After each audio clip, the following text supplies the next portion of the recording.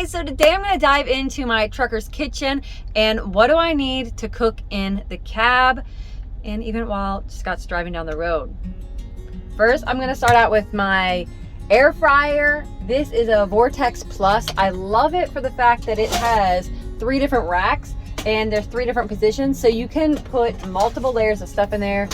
I love the air fryer. It's been great. It makes cooking so much faster, especially your meats, potatoes, even steaming vegetables. There isn't anything that I can't cook in that thing. I love it. I do not miss my microwave. This is where I was going to put the microwave.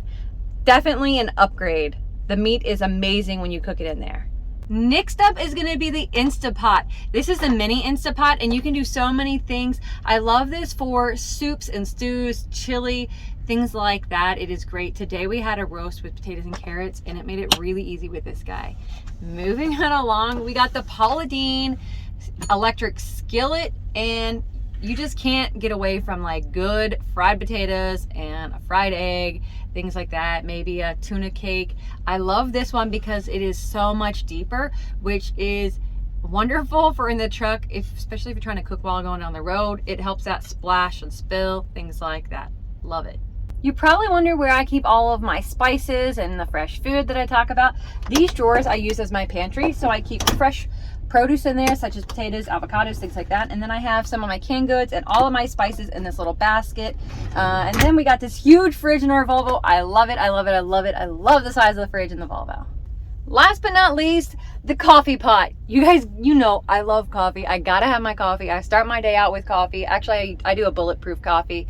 So I got the coffee pot and then my coffee and dish station and putting this over right on the side. I do believe eating with regular plates and using forks is a huge mindset shift in making your truck feel more like a home and enjoying luxuries that you might have at home.